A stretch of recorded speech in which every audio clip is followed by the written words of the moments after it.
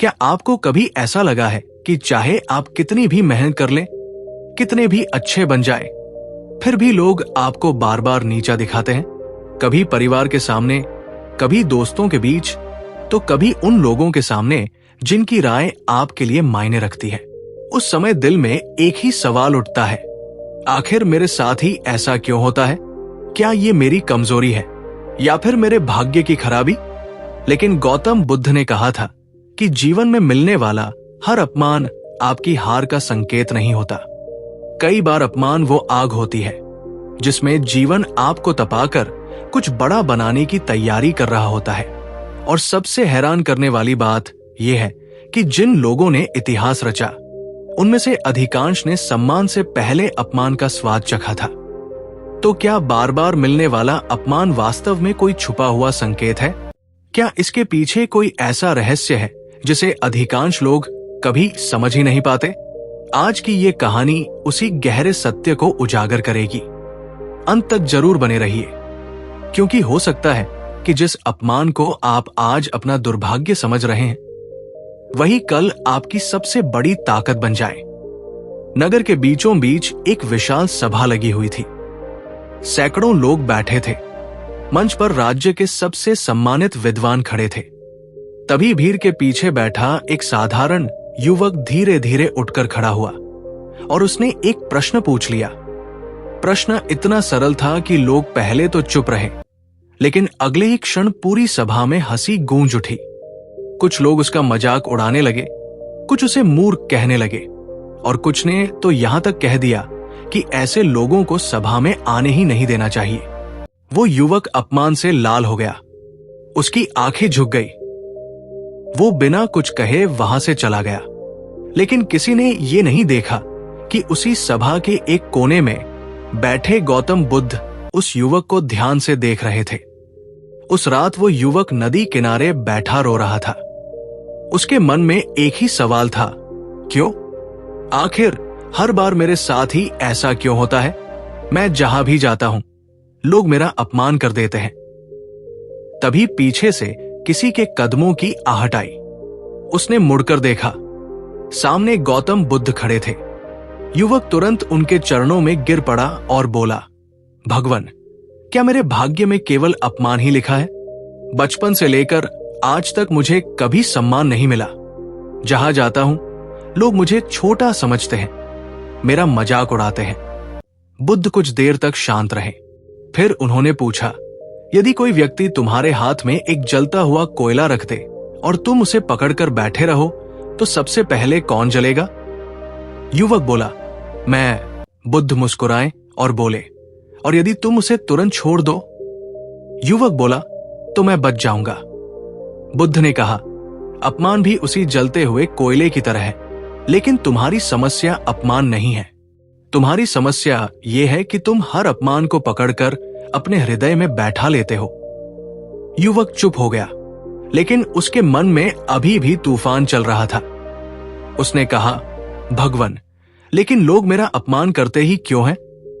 बुद्ध ने उसकी ओर देखा और बोले, क्योंकि जीवन तुम्हें कुछ सिखाने की कोशिश कर रहा है। युवक हैरान रह गया। उसे लगा था कि बुद्ध उसे सांत्वना देंगे, लेकिन वे तो कुछ और ही कह रहे थे। अगले दिन बुद्ध उसे अपने साथ एक गांव में ले गए। वहां एक सुनार रहता था। वो सोने को आग में डालकर बार बार तपाता था। युवक ने देखा कि सुनार एक सुंदर सोने के टुकड़े को लगातार हथौड़े से मार रहा था। युवक से रहा नहीं गया। उसने पूछा, इतने सुंदर सोने को बार बार चोट क्यों पहुंचा रहे हो? सुनार हंसा और बोला, क्योंकि ये अभी आभूषण बनने योग्य नहीं है। जितनी अधिक चोटें सहन करेगा, उतना ही अधिक मूल्यवान बनेगा। बुद्ध ने युवक की ओर देखा, लेकिन कुछ नहीं कहा। शाम तक वे वापस लौट आए। रात को युवक के मन में वही दृश्य घूमता रहा। अचानक उसे लगा कि शायद बुद्ध उसे कोई संकेत दे रहे हैं। अगले दिन बुद्ध उसे जंगल में ले गए। वहां एक विशाल वृक्ष खड़ा था। उसकी शाखाओं पर पक्षी बैठे थे। कुछ बच्चे उस पर पत्थर मार रहे थे। युवक को गुस्सा आ गया। उसने बच्चों को रोकना चाहा, लेकिन बुद्ध ने उसका हाथ पकड़ लिया। फिर पूछा, पत्थर किस वृक्ष को मारे जा रहे हैं? युवक बोला, फल वाले वृक्ष को। बुद्ध ने पूछा, बंजर वृक्ष को क्यों नहीं? युवक कुछ क्षण सोचता रहा, फिर बोला, क्योंकि उसमें फल नहीं है। बुद्ध मुस्कुराए। याद रखो, जीवन में अधिकतर पत्थर उसी को मिलते हैं जिसके भीतर कुछ मूल्यवान होता है। युवक के शरीर में जैसे एक सिहरन दौड़ गई, लेकिन असली सीख अभी बाकी थी। कुछ दिन बाद वो युवक एक व्यापारी के यहां काम करने लगा। वहां भी उसका अपमान हुआ। मालिक ने सबके सामने उसे डांट दिया।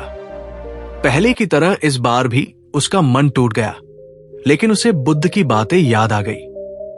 उसने सोचा, क्या यह भी कोई संकेत है? उसने अपने काम को और बेहतर करना शुरू कर दिया। महीनों बीत गए।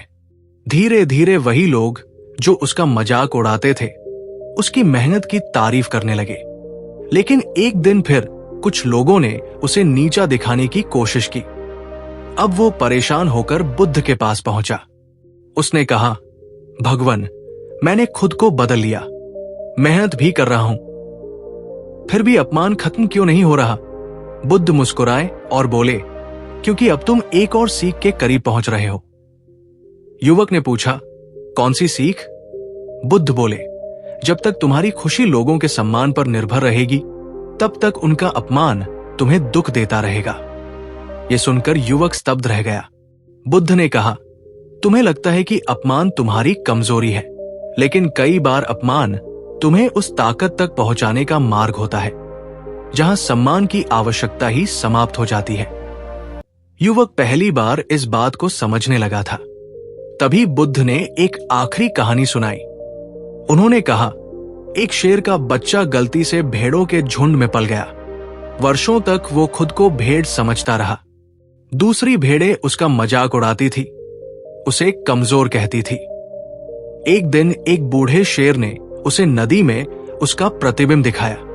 उसी क्षण उसे अपनी असली पहचान का पता चला, और जिस दिन उसने अपनी पहचान जान ली, उसी दिन से दूसरों की राय उसके लिए महत्वहीन हो गई। बुद्ध ने युवक की आंखों में देखते हुए कहा, जीवन में बार बार अपमान मिल रहा है तो इसका मतलब हमेशा ये नहीं कि तुम छोटे हो। कई बार इसका मतलब यह होता है कि जीवन तुम्हें तुम्हारी असली ताकत पहचानने के लिए तैयार कर रहा है। युवक की आंखों से आंसू बहने लगे, लेकिन इस बार वे दुख के आंसू नहीं थे। वो समझ चुका था कि अपमान उसका अंत नहीं, उसकी परीक्षा है, और कई बार वही परीक्षा इंसान को वहां पहुंचा देती है जहां सम्मान खुद उसके पीछे चलकर आता है। उस दिन के बाद उसने लोगों की बातों से ज्यादा अपने चरित्र पर ध्यान देना शुरू कर दिया। सालों बाद वही युवक राज्य के सबसे सम्मानित व्यक्तियों में गिना जाने लगा। लोग उसकी सफलता देखकर हैरान थे, लेकिन वो हमेशा मुस्कुराकर एक ही बात कहता था, जिस अपमान को मैं कभी अपना दुर्भाग्य समझता था, वही मेरे जीवन का सबसे बड़ा शिक्षक निकला। अगर आज की कहानी ने आपके दिल को छुआ हो तो अ2 स्टोरीज हब को सब्सक्राइब कर लीजिए, क्योंकि अगली कहानी शायद आपकी जिंदगी की सबसे बड़ी सीख बन जाए।